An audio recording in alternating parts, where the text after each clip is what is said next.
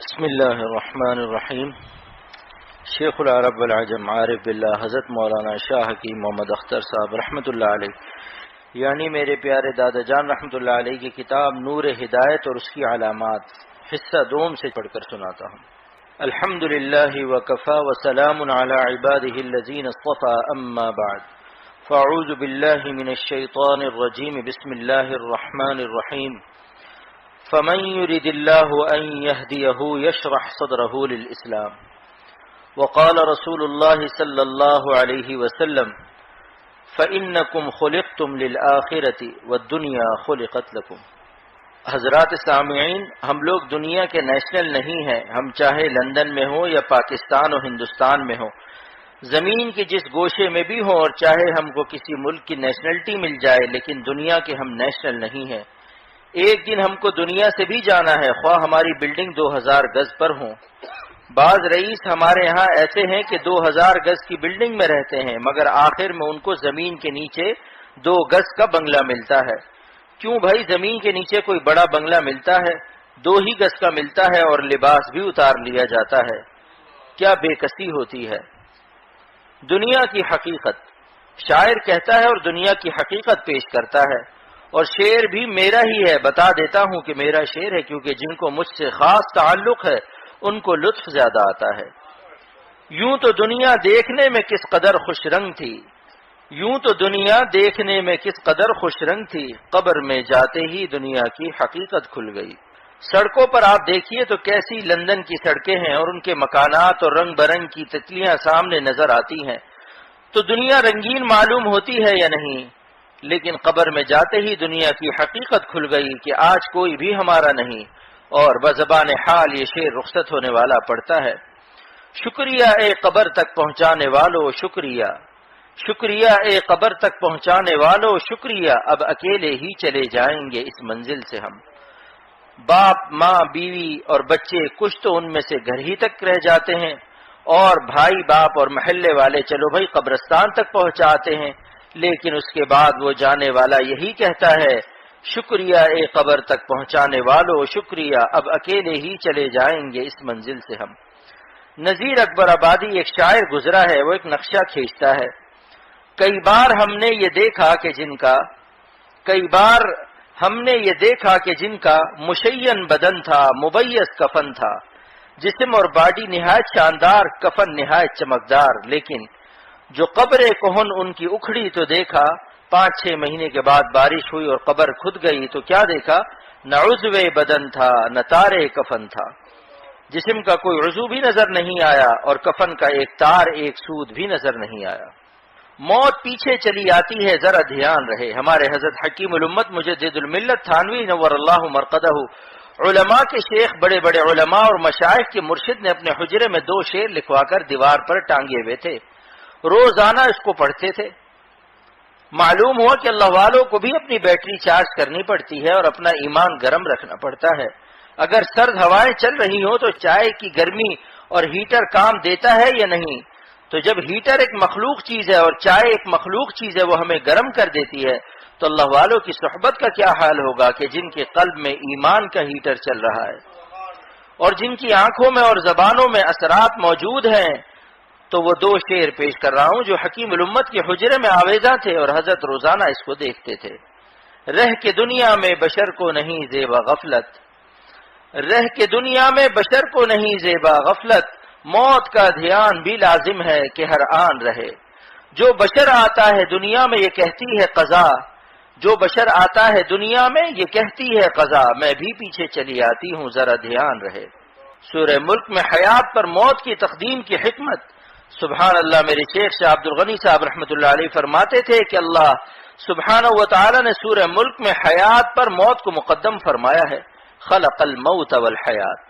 اور پھر ایک اشکال اور سوال فرمایا بحیثیت استاد، اور میں شاگرد تھا۔ فرمایا کہ یہ بتاؤ اختر میاں کہ پہلے زندگی ملتی ہے یا پہلے موت آتی ہے؟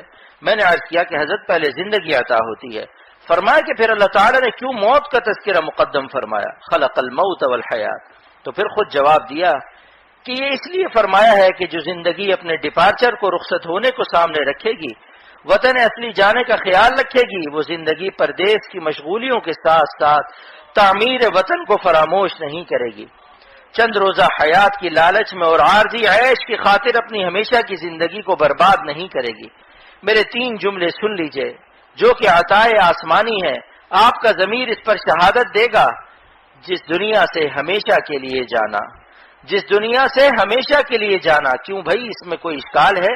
جو گیا وہ پھر لوٹ کر آیا۔ جس دنیا سے ہمیشہ کے لیے جانا اور لوٹ کر پھر کبھی نہ آنا، ایسی دنیا سے دل کا کیا لگانا۔ بتاؤ یہ جملے کچھ اثر انداز ہو رہے ہیں یا نہیں؟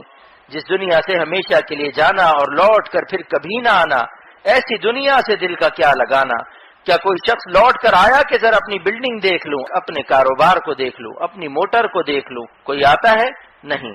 پردیس میں تعمیر وطن، اس لیے دوستو مبارک وہ بندے ہیں جو دنیا کی مشغولیت کے باوجود پردیس میں رہتے ہوئے اپنی تعمیر وطن میں مشغول رہتے ہیں، جس کا ذریعہ اللہ والوں کی صحبت ہے۔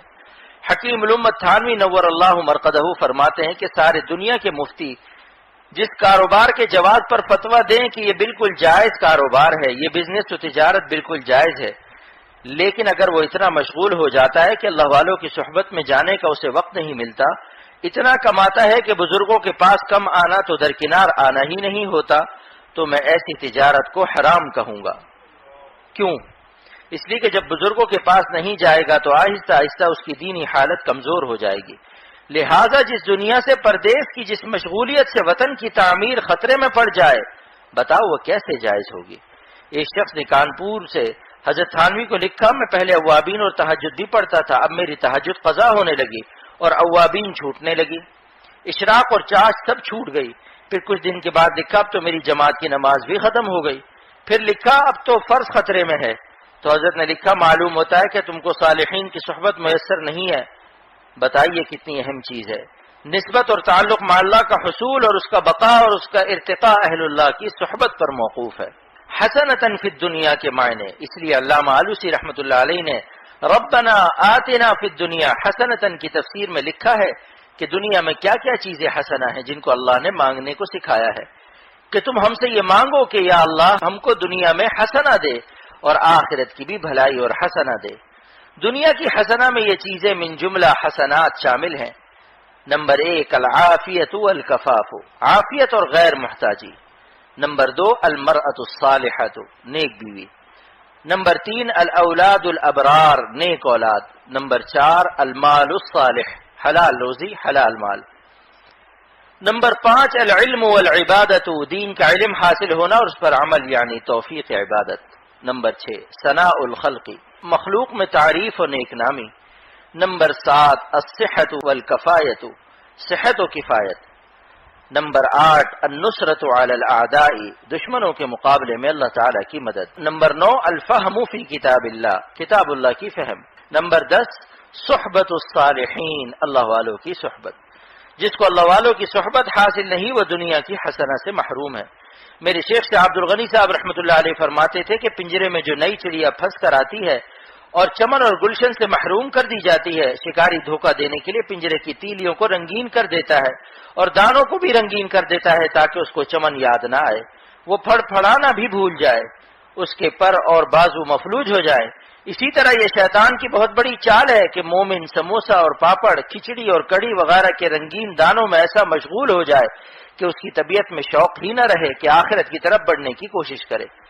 تو شیخ فرماتے تھے کہ نئی چڑیا پر فرض ہے کہ پرانی چڑیوں سے رابطہ کرے کہ تم لوگ چمن سے جدا ہو کر کس طرح فریاد کرتی ہو چڑیوں۔ پھر یہ شعر پڑھتے تھے، کس طرح فریاد کرتے ہیں بتا دو قاعدہ، کس طرح فریاد کرتے ہیں بتا دو قاعدہ، اے اسیران قفس میں نو گرفتاروں میں ہوں۔ تو جو لوگ پردیس کی رنگینیوں میں مبتلا ہو گئے ان کو چاہیے کہ اللہ والوں کی صحبت میں رہیں اور ان سے پوچھے کہ کس طریقے سے آپ اللہ سے دعا مانگتے ہیں اور کس طریقے سے اللہ کو یاد کرتے ہیں۔ بھائی وہ یاد کرنا ہمیں بھی سکھا دو۔ خواجہ عزیز الحسن مجذوب رحمۃ اللہ علیہ کا واقعہ ہے، میرے شیخ نے سنایا۔ کیا کہیں، علم سماعی بھی عجیب نعمت ہے۔ صحابہ کی سنت یہی ہے کہ ان کے حضرات کے کان براہ راست زبان نبوت سے علم حاصل کرتے تھے۔ بزرگوں کی باتیں سن کر جو علم آتا ہے وہ بڑا مؤثر ہوتا ہے۔ وہ دل ہوتا ہے زبان دل کا ترجمان اور کان دل کا ترجمان۔ دل سے جو بات نکلتی ہے دوسرا دل اس کو کان کے ذریعے سے کھینچ لیتا ہے۔ کان بھی قیف کی طرح سے ہے، یہ خزاں ہیں جو بانداز بہار آئی. تو فرمایا کہ لکھنؤ گیا تو لکھنؤ پورا شہر سجایا ہوا تھا. کیوں؟ وائسرائے کی آمد تھی. خواجہ صاحب بھی ساتھ تھے. خواجہ صاحب نے میرے شیخ کا بستر اپنے سر پر رکھا، جبکہ برابر کے خلیفہ وہ بھی تھے. حضرت حکیم الامت کے خلیفہ خواجہ عزیز الحسن مجذوب رحمۃ اللہ علیہ نے حضرت سے فرمایا کہ میں خلیفہ تو ہوں لیکن غیر عالم ہوں اور آپ عالم خلیفہ ہیں، اس لیے آپ کا بستر سر پر رکھنے کو سعادت سمجھتا ہوں. اس کے بعد تھوڑی دیر میں جلدی سے قلی کو بلا کر اس کے سر پر رکھ دیا اور یہ فرمایا کہ حضرت ایک CID آ گیا ہے، کیونکہ میں ڈپٹی کلکٹر ہوں اور انگریز بڑا ظالم ہے، فوراً میرے خلاف کوئی رپورٹ لکھ دے گا تو میری نوکری خطرے میں پڑ جائے گی کہ یہ ڈپٹی کلکٹر ہو کر قلی بن جاتا ہے. دین کی عظمتوں کا پاس رکھنا. اس سے معلوم ہوا کہ جو علماء دین ہیں جن کے سپرد دین کی خدمت ہے ان کو کوئی ایسی حرکت کرنا جائز نہیں جس سے دین کی عظمتوں کو نقصان پہنچے. ساؤتھ افریقہ کے ایک تاجر نے بتایا کہ ایک مولوی ہندوستان سے آیا، اتنا مانگتا تھا کہ ہم نے دنیا میں اپنی زندگی میں ایسا لالچی ملا نہیں دیکھا، اور 3 سال ہو گئے لیکن ابھی تک ان کا سامان جا رہا ہے.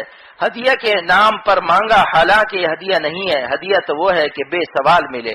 مانگ مانگ کر جمع کیا. ایک بہت بڑے شخص نے مجھے یہ روایت بتائی ہے.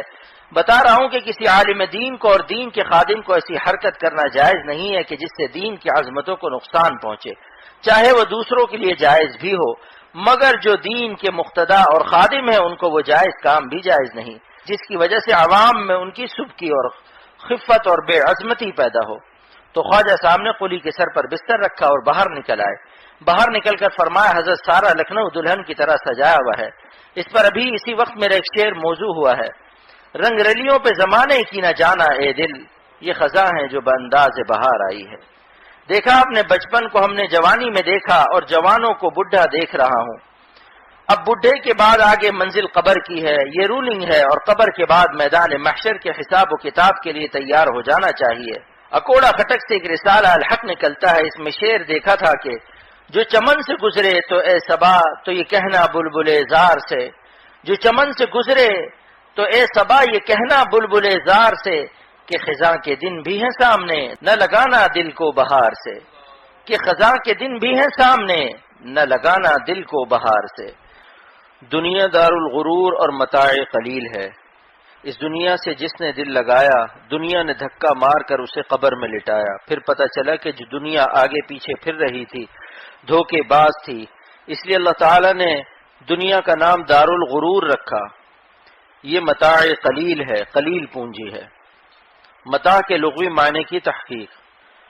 علامہ اسماعی جو کہ بہت بڑے علماء نحو میں سے ہیں، ان کو خیال ہوا کہ متاع کا لفظ جو قرآن پاک میں نازل ہوا ہے اس کے معنی کیا ہیں. تو وہ عرب کے دیہاتوں میں گئے. چونکہ بڑے شہروں میں عرب اور عجم میں اختلاط ہو گیا تو اس وجہ سے ایک دیہات گئے تاکہ اس کی صحیح لغت جو عرب بولتے ہیں وہ معلوم کر سکے. اور گاؤں میں زبان زیادہ صحیح اور محفوظ ہوتی ہے. تو وہاں انہوں نے دیکھا کہ ایک چھوٹا بچہ 5-6 سال کا بیٹھا ہوا تھا. ایک کتا آیا اور باورچی خانے میں گھس گیا اور میلا کپڑا جس سے پوچھا لگایا جاتا ہے اور برتن صاف کیا جاتا ہے اس کتے نے اس کو لیا اور لے جا کر پہاڑ پر بیٹھ گیا. اب اس بچے کی ماں آئی تو جو عربی زبان اس بچے نے استعمال کی، علامہ اسماعی رحمۃ اللہ علیہ جیسے شخص نے جو عالم نحو ہے اس کو فوراً نوٹ کر لیا کہ الحمدللہ لغت حل ہو گئی، کیونکہ قرآن پاک عربوں کے محاورات پر نازل ہوا ہے. اس بچے نے کہا کہ یا امی جاء الرقیم واخذ المتاع وتبارک الجبل، یعنی چتکبرا کتا آیا اور اس نے متاع اٹھائی. یعنی متاع یعنی وہ صافی جس سے برتن صاف کرتے ہیں. اللہ تعالیٰ نے فرما دیا کہ دنیا کیا چیز ہے. اللہ تعالیٰ جزائے خیر دے علامہ آلوسی کو، جن کے بارے میں علامہ انور شاہ کشمیری رحمۃ اللہ علیہ فرمایا کرتے تھے کہ تفسیر روح المعانی سے بڑھ کر عربی زبان میں کوئی تفسیر نہیں ہے. وہ ماہر تفسیر حضرت سعید بن جبیر رحمۃ اللہ علیہ کا قول نقل کرتے ہیں کہ اللہ تعالیٰ نے دنیا کو متاع کیوں فرمایا. دنیا حقیر پونجی کب ہے؟ اگر دنیا اللہ سے غافل کر دے تب دنیا ذلیل و خوار اور بری ہے. یعنی دنیا متاع قلیل بشرط شیء ہے. اب آپ کہیں گے کہ بشرط شیء کیا شے ہے؟ منطق کے ایک مسئلے کی آسان اور دلچسپ تشریح. ہر شے 3 چیزوں سے ثابت ہوتی ہے. بشرط شیء، بشرط لا شیء، لا بشرط شیء. علماء حضرات اس کو پڑھانے میں کچھ مشکل محسوس کرتے ہیں اور طلبہ بھی یہی کہتے ہیں کہ پتہ نہیں کہ استاد بھی سمجھے ہیں یا نہیں. لیکن میں اس کو مولویوں کے بہت پسندیدہ ذوق کے مطابق حل کرتا ہوں، یعنی دعوت۔ اگر آپ یہ کہہ دیں کہ دعوت مجھے اس شرط پر منظور ہے کہ آپ کباب شامی ضرور کھلائیں گے یا پاپڑ یا سموسا، چلو بھائی گجراتی دعوت ہی صحیح، تو اس کا نام دعوت بشرط شیء ہے۔ اور اگر آپ کہہ دیں کہ بڑا گوشت مجھے نقصان کرتا ہے، بڑا گوشت نہیں کھلائیں گے، تو یہ دعوت بشرط لا شیء ہے۔ اور اگر یہ کہہ دیں کہ جو چاہو کھلاؤ اور جو چاہو نہ کھلاؤ، لا بشرط شیء ہے۔ تو میرے بزرگوں اور اکابر نے جب یہ میری تقریر سنی، فرمایا کہ بھائی تم نے کھانے پینے میں کتنا بڑا مسئلہ حل کر دیا۔ دنیا متاع قلیل کب ہے اور نعم المتاع کب ہو جاتی ہے؟ علامہ آلوسی رحمۃ اللہ علیہ نے دنیا کے حقیر ہونے کے لیے شرط لگا دی کہ دنیا حقیر اور ذلیل اور بری کب ہے؟ ان الحت کا عن طلب الآخرہ، بشرط شیء بری ہے اگر تم کو آخرت سے غافل کر دے، اور اگر تم نے دنیا کو اللہ کے راستے میں خرچ کیا، مسجد اور مدرسے بنائے، علماء دین کی خدمت کی اور دین کی اشاعت اور دین پھیلانے میں اپنا پیسہ لگایا، فَأَمَّا إِذَا دَعَتْكَ إِلَى طَلَبِ رِضْوَانِ اللَّهِ تَعَالَى وَطَلَبِ الْآخِرَةِ فَنِعْمَ الْمَتَاعُ وَنِعْمَ الْوَسِيلَةُ۔ اگر تم دنیا کو آخرت کے لیے وسیلہ بنا لو، آخرت کا ذریعہ بنا لو، تو فرماتے ہیں کہ پھر دنیا ذلیل نہیں ہے، وہ بہترین پونجی ہے کہ جس کے ذریعے سے آخرت بن جائے۔ اب بتائیے کہ جو پیر کعبہ شریف کا طواف کرے وہ پیر حقیر ہیں؟ جس ہاتھ سے حجر اسود کا بوسہ ملے یا اللہ والوں کا مصافحہ نصیب ہو، بھلا وہ ہاتھ حقیر ہو سکتے ہیں؟ ہمارا فرض ہے کہ ہم دنیا کو آخرت بنا لیں، لیکن دنیا کو آخرت بنانے کے لیے ہمت اور توفیق کب ہوتی ہے؟ اور نوٹ کو اور پاؤنڈ کو گن گن کر توند میں رکھنا، اس سے نجات کب ملے گی؟ دنیا پر غالب آنے کا طریقہ، جب کسی اہل آخرت کی صحبت نصیب ہوگی، جن کے دل پر اللہ کی محبت چھا گئی ہو، تو ان کی صحبت کی برکت سے آپ کے دل پر بھی چھا جائے گی۔ مولانا رومی رحمۃ اللہ علیہ فرماتے ہیں کہ دیکھو علم کتنا ہی حاصل کر لو، دنیا پر غالب رہے گی، دنیا تم پر غالب رہے گی۔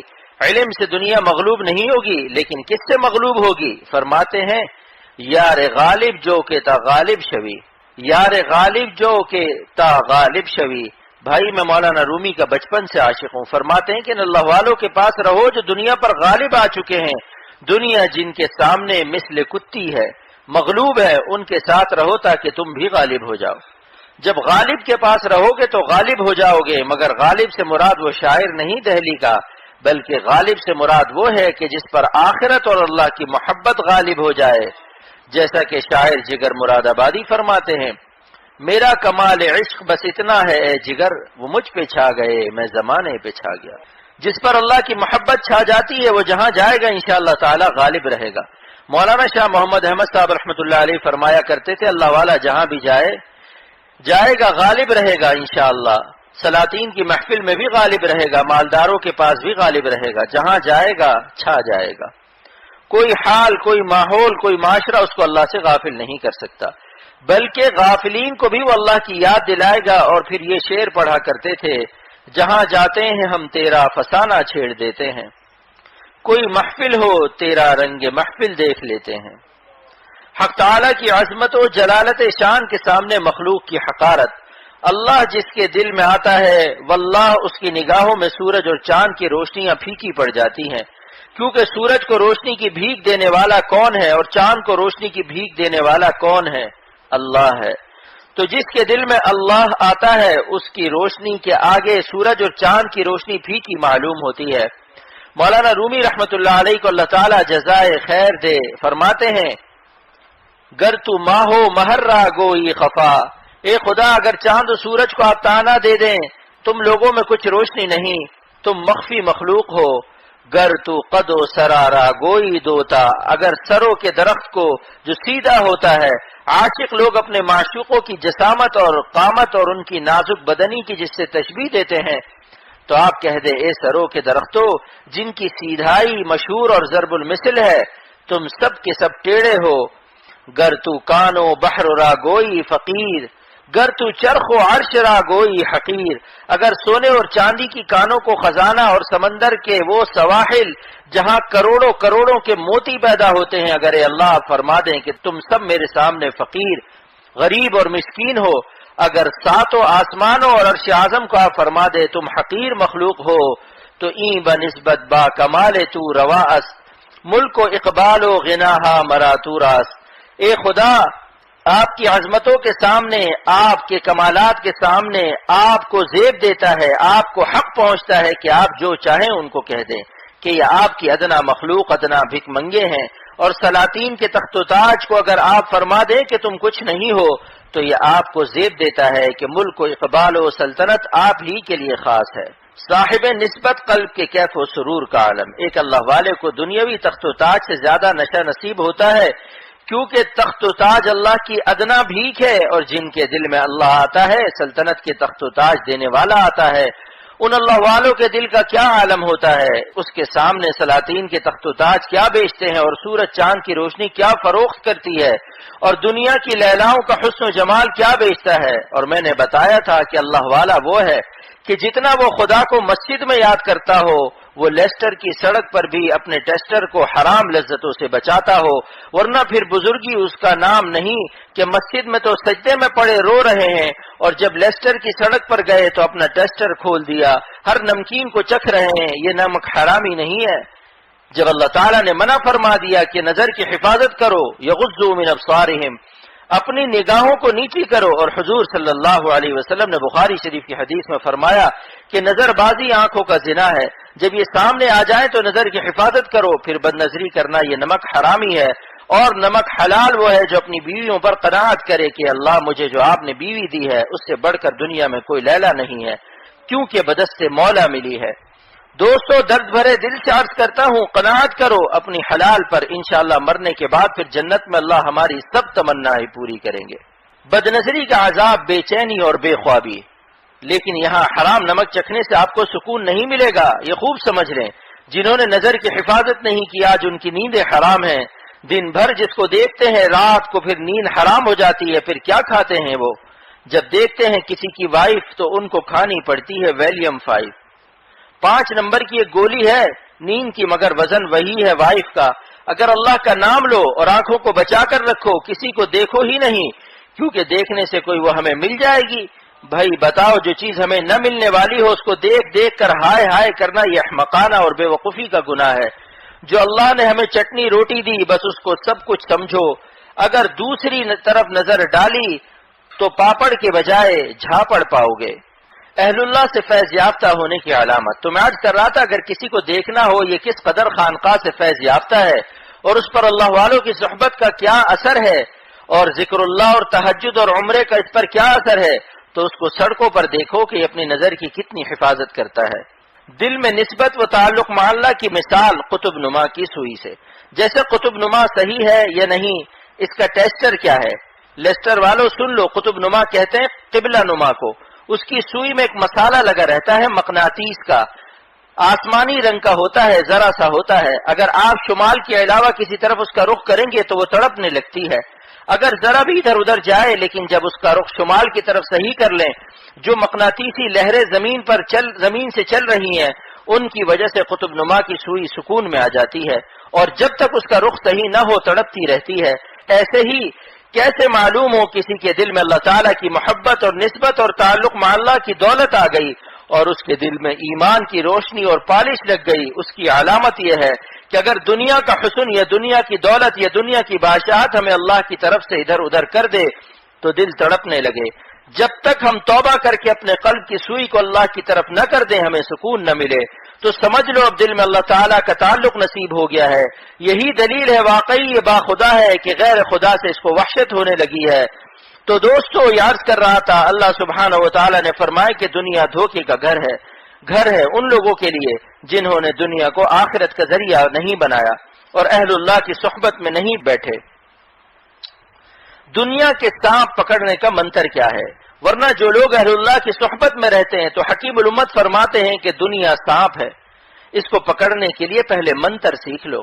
آپ دیکھتے ہیں کہ مداری لوگ جو منتر جانتے ہیں وہ سانپ اپنے پٹارے میں رکھتے ہیں اور سانپ کو پکڑے بھی رہتے ہیں اور سانپ کچھ نہیں کر پاتا. تو حکیم الامت فرماتے ہیں جس کو دنیا کمانا ہو تو پہلے تقوی حاصل کرو، تقوی کا منتر حاصل کرو، دنیا آپ کو کوئی نقصان نہیں پہنچائے گی. دلیل پیام رسالت ہے کہ لا بأس بالغنا لمن اتقى اللہ عز وجل. مالداری اس کو نقصان نہیں دے گی جو اللہ سے ڈرتا ہے اس کو مالداری مضر نہیں، چاہے بادشاہت اس کے قدموں میں آ جائے، تخت و تاج بھی اگر اس کے قدموں میں آ جائیں تب بھی وہ اللہ کو فراموش نہیں کر سکتا۔ اللہ کو بھولنے کی وجہ قلت محبت ہے۔ اب آپ کہیں گے بھائی ہم دنیا میں پھر کس طرح رہیں، تو مولانا رومی رحمت اللہ علیہ اس کا سلیقہ سکھاتے ہیں کہ دنیا اور آخرت کو ہم جمع کیسے کر سکتے ہیں۔ خوب غور سے سن لو تاکہ آپ کو یہ نہ شبہ ہو کہ یہاں لندن کی سڑکوں پر تو بڑا مشکل ہے، ہم تو اللہ کو بھول جاتے ہیں، لیکن اللہ کو بھولنے کی وجہ یہ ہے کہ ہمارے دل میں اللہ کی محبت اور درد دل نہیں ہے۔ آپ بتائیے اگر ایک کانٹا چپ جائے تو بریانی، سموسہ اور پاپڑ وغیرہ دیکھ کر وہ درد رہے گا یا ختم ہو جائے گا؟ اور نئی نئی شادی ہو جس کو دیکھ کر آدمی یہ شعر پڑھتا ہے، کہاں خرد ہے کہاں نظام کار اس کا، یہ پوچھتی ہے تیری نرگس خمار آلود، لیکن اگر کانٹا صحیح چبھا ہو تو اس کا درد اس وقت بھی رہے گا۔ بس اللہ کی محبت کا کانٹا جس کے دل میں چبھ جائے، چاہے بریانی اور سموسوں میں رہے، قالینوں میں رہے، ساری دنیا قدموں میں رہے، انشاءاللہ وہ اللہ کو بھول نہیں سکتا۔ ان حسینوں سے، مرنے والوں کی لاشوں سے، ان کے ڈسٹمبروں سے بھلا وہ اللہ کو بھلا سکتا ہے؟ ایک شعر اختر کا سن لو، خاک ہو جائیں گے قبروں میں حسینوں کے بدن، خاک ہو جائیں گے قبروں میں حسینوں کے بدن، ان کے ڈسٹمبر کی خاطر راہ پیغمبر نہ چھوڑ۔ عارضی رنگ و روپ کی لچریت، یہ عارضی رنگ و روغن ہے، ایک دن بڑھاپا آئے گا آپ خود ان سے بھاگ جائیں گے کہ ارے یہ بڑھیا ہے جو 16 سال میں گڑیا معلوم ہوتی تھی اب تو نانی اماں لگ رہی ہے۔ اب میں ایک شعر پڑھتا ہوں کہ ان حسینوں کا کیا حال ہوگا، سنیے۔ کمر جھک کے مثلے کمانی ہوئی، کمر جھک کے مثلے کمانی ہوئی، کوئی نانا ہوا کوئی نانی ہوئی، ان کے بالوں پہ غالب سفیدی ہوئی، کوئی دادا ہوا کوئی دادی ہوئی۔ پھر جب جغرافیہ اور شکل خراب ہو جائے گی تو آپ بھاگیں گے، لیکن زندگی جو ضائع ہوئی اس کا کیا علاج ہے؟ اس لیے میں کہتا ہوں کہ حسینوں کے جغرافیہ پر مت مرو کہ یہ بگڑنے والی شکلیں ہیں، ان کو دیکھنے سے آپ باگڑ بلا تو ہو سکتے ہیں، عارف بلا نہیں ہو سکتے۔ خوب سن لو، پھر نہ کہنا ہمیں خبر نہ ہوئی۔ اب اس پر بھی میرا ایک شعر ہے کہ جب جغرافیہ بدلتا ہے، حسینوں کا حسن بگڑ جاتا ہے، تو بے وقوف لوگ وہاں سے ایسا بھاگتے ہیں جیسے گدھا شیر کو دیکھ کر۔ اس پر میں یہ شعر پیش کرتا ہوں، ادھر جغرافیہ بدلا ادھر تاریخ بھی بدلی، ادھر جغرافیہ بدلا ادھر تاریخ بھی بدلی، نہ ان کی ہسٹری باقی نہ میری مسٹری باقی۔ حسن فانی سے اہل اللہ کے استغنا کی وجہ۔ کہاں جاتے ہو دوستو، اللہ پر مر کر دیکھو، یہ بتاؤ کہ ساری دنیا کی لیلاؤں کو نمک کون دیتا ہے؟ جلدی بتاؤ جوانوں، اللہ۔ تو جس کے دل میں وہ خالق نمکیات لیلائے کائنات آتا ہے، جس کے دل میں ساری لیلاؤں کا نمک دینے والا آتا ہے، وہ ان مرنے والی لاشوں کے چکر میں نہیں آتا۔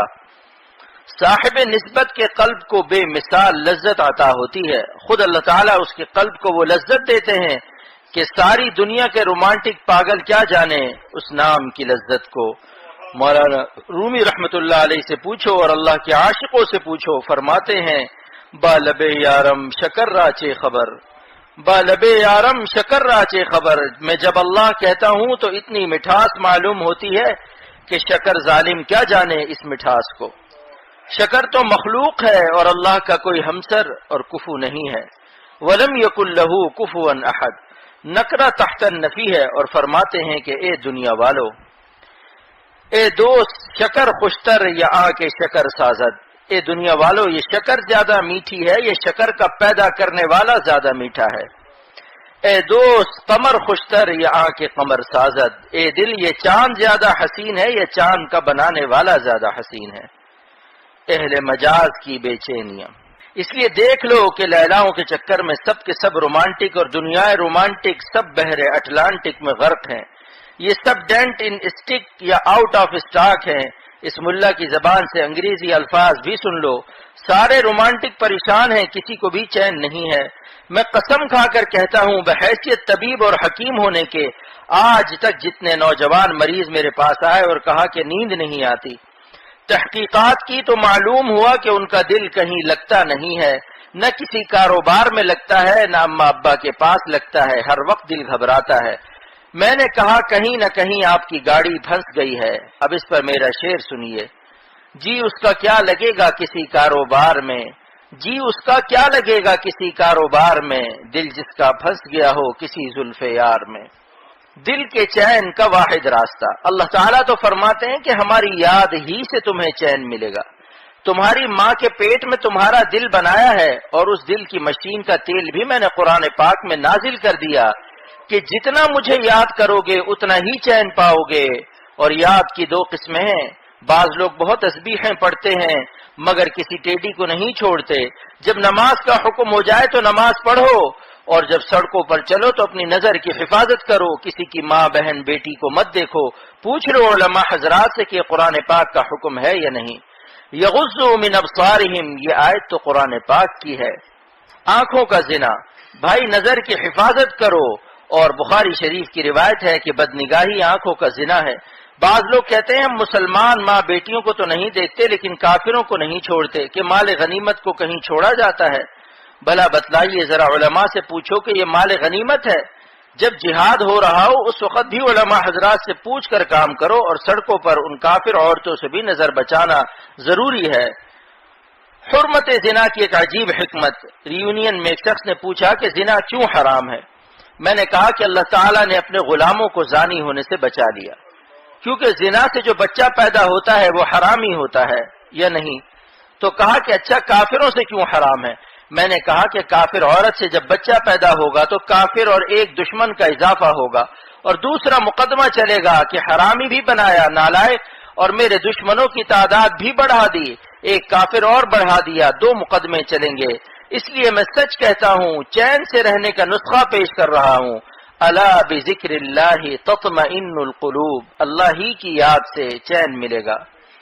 اللہ کی یاد کی دو قسمیں ہیں، لیکن یاد کی دو قسمیں ہیں۔ نمبر ایک، اللہ تعالیٰ کو خوش کرنے والے اعمال کرو۔ نمبر دو، اللہ تعالیٰ کی ناراضگی سے بچو۔ بعض لوگ اعمال رضا تو کرتے ہیں، حج و عمرہ خوب کرتے ہیں، مگر گناہوں سے نہیں بچتے۔ آپ بتائیے کہ محبت کے دو حق ہیں یا نہیں؟ ایک محبوب کو خوش رکھنا، اور دوسرا اس کو ناراض نہ کرنا۔ ہم نے اپنے بزرگوں سے سنا ہے، بلکہ قرآن پاک سے استدلال بھی کرتا ہوں کہ اللہ تعالیٰ کے دو حق ہیں۔ عبادت اللہ تعالیٰ کی محبت کا حق ہے۔ عبادت جیسا کہ آپ اس وقت عشاء کی نماز پڑھیں گے، یہ اللہ تعالیٰ کی محبت کا حق ہے۔ گناہوں سے بچنا اللہ تعالیٰ کی عظمت کا حق ہے، لیکن سڑکوں پر نظر بچانا، جھوٹ نہ بولنا، سودا صحیح تولنا، یہ سب کیا ہے؟ یہ اللہ تعالیٰ کی عظمت کا حق ہے۔ عبادت اللہ تعالیٰ کی محبت کا حق ہے، اور اس کی دلیل بھی عجیب ہے۔ ایک دن تلاوت کر رہا تھا کہ دلیل سامنے آ گئی، ما لکم لا ترجون للہ وقارا، کیا ہو گیا نالائقوں کہ تم اللہ کی عظمت کا خیال نہیں کرتے ہو، اتنے عظیم الشان مالک کو ناراض کرتے ہو۔ بدایوں یو پی کا ایک شہر تھا جس کو حکیم الامت مزاحن فرمایا کرتے تھے کہ بدایوں ہی تھا محاورہ اردو کا۔ وہاں ایک شاعر گزرا ہے، فانی بدایونی، ایک دن اس کی بیوی ناراض ہو گئی اور بولنا چھوڑ دیا۔ تو اس ظالم کا شعر سنو، تب پتہ چلے گا کہ اللہ تعالیٰ کی ناراضگی سے ہمیں کتنا ڈرنا چاہیے۔ ایک بیوی کی ناراضگی سے ایک ظالم پر دنیاوی عشق میں کیا اثر مرتب ہوا، اور اللہ تعالیٰ کی نافرمانی ہم بے تحاشا کرتے ہیں اور نظر ادھر ادھر مارتے ہیں، مگر ہمارے قلب میں ذرا بھی زخم اور غم نہیں آتا۔ آہ نکلتی ہے ایسے وقت دوستو۔ دیکھو شاعر فانی بدایونی کیا کہتا ہے کہ میری بیوی آج کل ناراض ہے۔ اس کی تعبیر اس نے کیا کی، ہم نے فانی ڈوبتے دیکھی ہے نبض کائنات، ہم نے فانی ڈوبتے دیکھی ہے نبض کائنات، جب مزاج یار کچھ برہم نظر آیا مجھے۔ ساری دنیا ہی کی نبض ڈوب گئی کیونکہ میری بیوی آج کل ناراض ہے۔ سنا آپ نے اپنی ہی نبض کو ظالم کہتا ہے ڈوب گئی تو کچھ بات تھی، لیکن کہہ رہا ہے کہ ہم نے فانی ڈوبتے دیکھی ہے نبض کائنات، یعنی میری بیوی ذرا سی ناراض ہوئی تو میری دنیا تلخ ہو گئی۔ لیکن ظالم نے محبت کا صحیح نقشہ کھینچا ہے۔ صحابہ کی شدت محبت کے آثار اللہ تعالیٰ بھی اپنے عاشقوں کے بارے میں فرماتے ہیں کہ جن کو مجھ سے صحیح محبت ہے، اگر ان سے کوئی گناہ اور خطا ہو جاتی ہے تو ان پر دو کیفیتیں طاری ہوتی ہے۔ ایک، ضاقت علیہم الارض بما رحبت، ساری دنیا ان کو تاریک معلوم ہوتی ہے، زمین ان پر تنگ ہو جاتی ہے، جینے میں مزہ ان کو نہیں ملتا۔ وضاقت علیہم انفسہم، اپنی جان سے بیزار ہو جاتے ہیں۔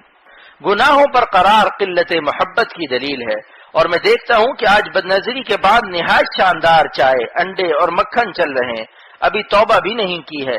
آپ سوچئے کہ اپنے مالک کو ناراض کر کے، رزاق کو ناراض کر کے اس کا رزق کھانا کیا یہ شرافت ہے؟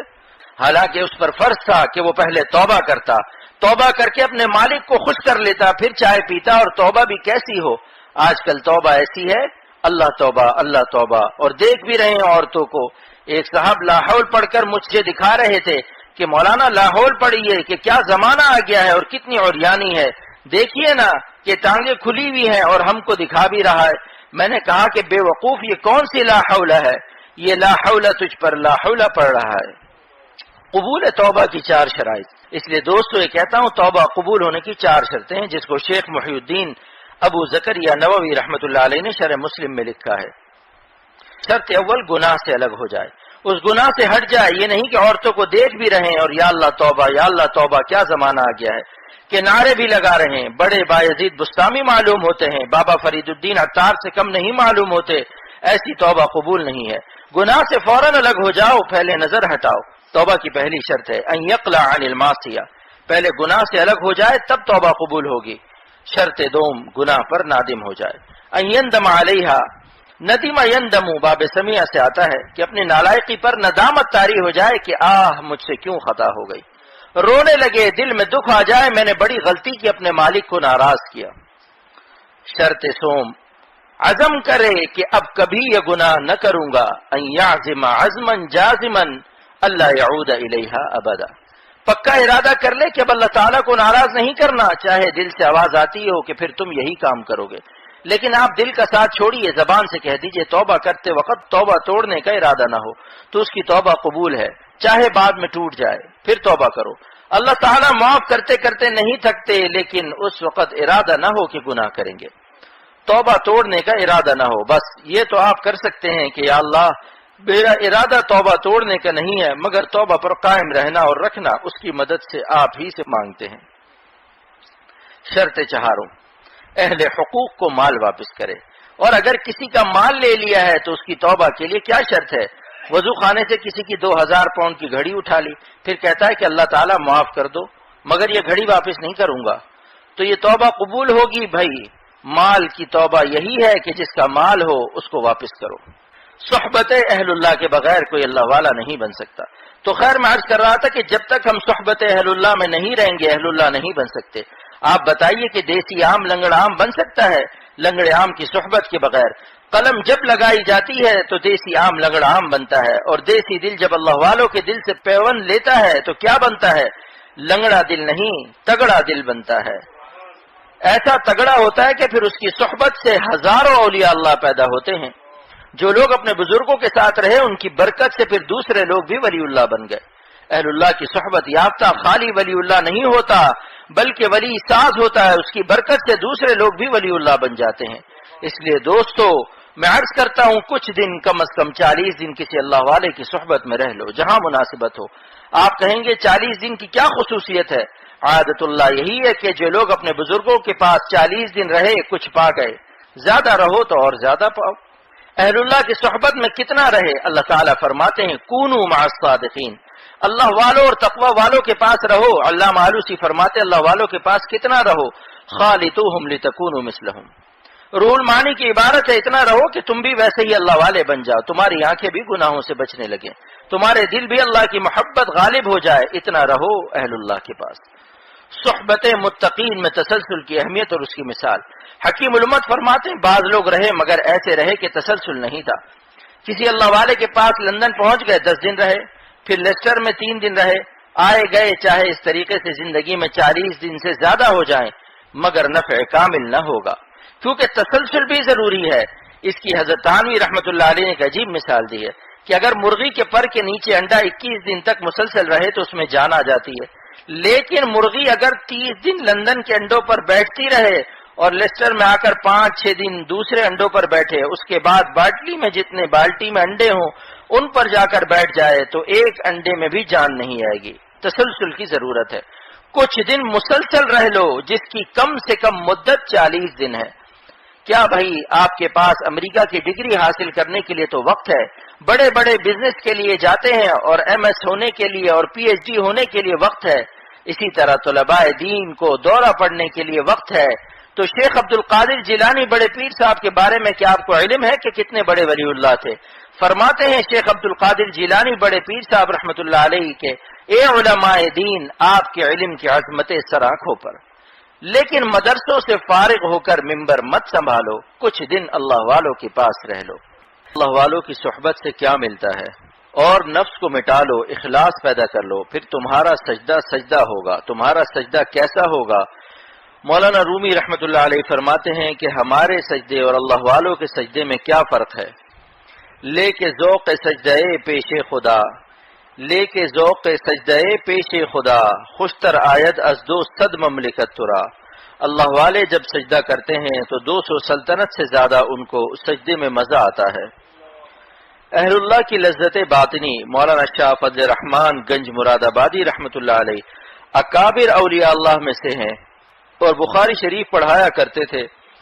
حکیم الامت تھانوی رحمت اللہ علیہ سے فرماتے ہیں کہ مولانا اشرف علی سنو، جب میں سجدہ کرتا ہوں تو اتنا مزہ آتا ہے کہ جیسے اللہ تعالیٰ نے ہمارا پیار لے لیا، اور فرمائے کہ تلاوت میں اتنا مزہ آتا ہے کہ اگر آپ لوگوں کو مل جائے تو کپڑے پھاڑ کے جنگل بھاگ جاؤ، اور فرمائے کہ جب جنت میں حوریں آئیں گی مجھ سے ملنے کے لیے تو میں ان سے کہوں گا بڑی بھی، لیکن وہ بڑی نہیں ہوں گی، بڈھی نہیں ہوں گی۔ آپ سمجھ لیجئے کہ جنت میں سب جوان ہوں گے، وہاں ہمیشہ سب جوان رہیں گے، مرد بھی بڈھے نہیں ہوں گے، عورتیں بھی بڈھی نہیں ہوں گی، وہاں بڑھاپا آئے گا نہیں، کیونکہ بڑھاپا تو آتا ہے سورج کی وجہ سے۔ یہی ظالم ہفتہ بنا کر، مہینہ بنا کر سال بنا دیتا ہے کہ 70 سال کا ہو گیا ہے یہ بڈھا۔ وہاں سورج ہوگا نہیں، لہذا بڑھاپا آئے گا نہیں۔ تو فرمائے کہ جب جنت میں حوریں آئیں گی تو ان سے کہوں گا کہ اے بی قرآن شریف سننا ہو تو بیٹھو ورنہ اپنا راستہ لو۔ دیکھا آپ نے ان کا یہ حال ہے۔ اللہ والے عاشق ذات حق ہیں۔ اللہ والے جنت بھی جو مانگتے ہیں تو اس لیے مانگتے ہیں کہ جنت آئینہ نعمائے خداوندی ہے، وہ جنت کو مقصود نہیں رکھتے، اللہ کی رضا کو آگے رکھتے ہیں۔ اور یہ حدیث شریف میں نے ہم کو سبق دیا ہے کہ یہ دعا کرو، اللہم انی اسألک رضاک والجنہ، اے اللہ ہم آپ سے آپ کی رضا مانگتے ہیں اور جنت درجہ ثانوی میں مانگتے ہیں، وَأَعُوذُ بِكَ مِن سَخَطِكَ وَالنَّارِ، اور ہم آپ کی ناراضگی سے پناہ چاہتے ہیں اور دوزخ سے پناہ درجہ ثانویہ میں ہے۔ یہ اللہ والوں کے عشق کا مقام ہے۔ عالم برزخ میں 3 رجسٹر، تو بھائی دیکھو ایک دن دنیا سے جانا ہے یا نہیں؟ کوئی ہے اس مجمع میں جس نے کوئی ایسی دوا کھا لی ہو کہ اسے موت ہی نہ آئے؟ تو جب دنیا سے جانا ہے تو اللہ تعالیٰ نے 3 رجسٹر رکھے ہیں، ایک کافروں کا، الحمدللہ کہ ہم سب مسلمان ہیں، دوسرا گنہگار مسلمانوں کا جو مسلمان ہیں لیکن گناہ نہیں چھوڑ رہے ہیں، اور تیسرے اولیاء اللہ کا ہے جو گناہ چھوڑ کر تقوی کی برکت سے ولی اللہ ہو گئے۔ آپ کس رجسٹر میں انٹر ہونا چاہتے ہیں؟ اولیاء اللہ کے رجسٹر میں نہ۔ مرنے کے بعد گناہ چھوٹنے پر کوئی ثواب نہیں، اس لیے کہ مرنے کے بعد تو کوئی گناہ نہیں کر سکتا، چاہے اسی لڑکی کے پاس سے اس کا جنازہ گزارا جائے جہاں وہ تاک جھانک کرتا تھا۔ کیا اب کفن سے جھانک سکتا ہے؟ کیا اب کفن سے جھانک سکتا ہے؟ وہ کہ ذرا ٹھہرو بھائی، ایک ٹیڈی آ گئی ہے، بہت خاص، ذرا اس کو دیکھ لوں۔ مرنے کے بعد گناہ چھوٹ جائیں گے لیکن اب اس پر کوئی اجر نہیں۔ باوجود قدرت کے ترک گناہ کا نام تقوی ہے، کیونکہ تقوی جب ہے کہ طاقت ہو اور ارادے کا مالک ہو اور پھر گناہ نہ کرے۔ اب تو مر گیا، اب وہ کیا کرے گا؟ مرنے کے بعد تو سب متقی ہو جاتے ہیں مگر وہ متقی نہیں ہے۔ متقی وہ ہے کہ تقاضا گناہ کا ہو، طاقت بھی ہو، پھر گناہ نہ کرے۔ اب کسی کی آنکھ میں موتی آ جائے، اندھا ہو گیا، اب کہتا ہے کہ میں تو کسی کو نہیں دیکھتا ہوں، یہ اس کا کمال ہے؟ نہیں۔ جب تک آنکھ تھی، روشنی تھی تو ظالم نے ایک کو بھی نہ چھوڑا، اور اب کہتا ہے کہ میں تو بہت متقی ہوں۔ اب کیا متقی ہے؟ اب تو اس کو دکھائی بھی نہیں دیتا، دیکھنے کی طاقت ہو پھر بھی نہ دیکھتا ہو، تب متقی ہے۔ اس پر میرا ایک شعر ہے، جب آ گئے وہ سامنے نابینا بن گئے، جب آ گئے وہ سامنے نابینا بن گئے، جب ہٹ گئے وہ سامنے سے بینا بن گئے۔ دنیا و آخرت کے امتزاج کی مثال کشتی اور پانی سے۔ اب عرض کرتا ہوں کہ دنیا کی محبت کیسے نکلے گی، دنیا و آخرت کا امتزاج کیسے حاصل ہوگا کہ دنیا بھی رہے اور آخرت بھی رہے۔ مولانا رومی رحمت اللہ علیہ فرماتے ہیں کہ جیسے کشتی پانی پر رہتی ہے، اگر پانی نہ ہو تو بتائیے کشتی چلے گی؟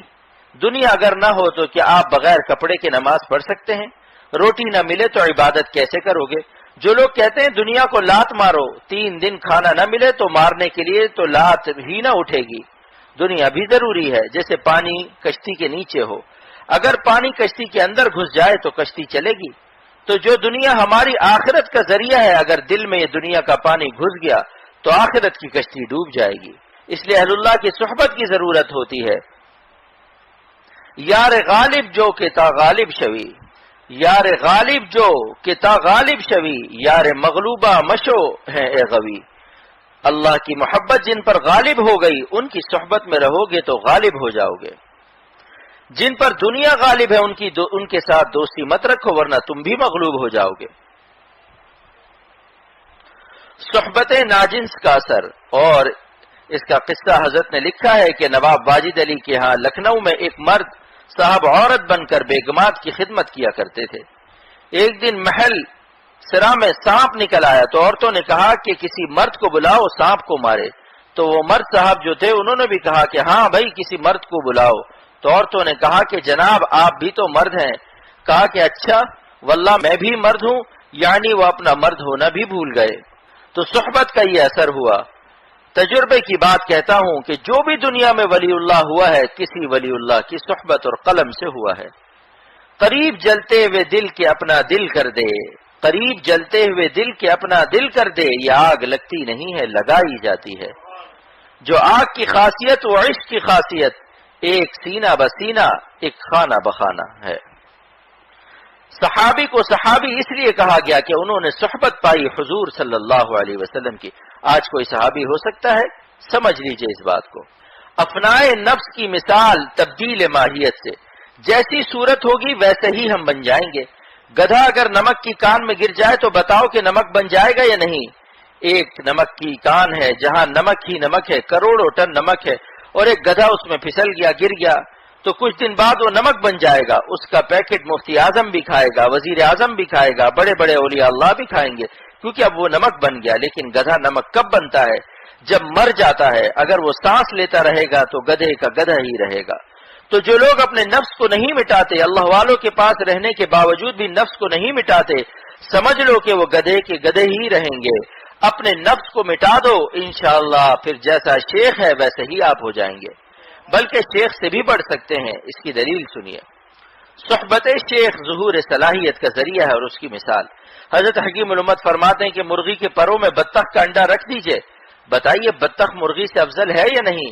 افضل ہے، اس لیے کہ دریا میں بطخ تیرتی ہے اور مرغی نہیں تیر سکتی، لیکن مرغی کے پروں میں بطخ کے انڈے سے بطخ ہی نکلے گی۔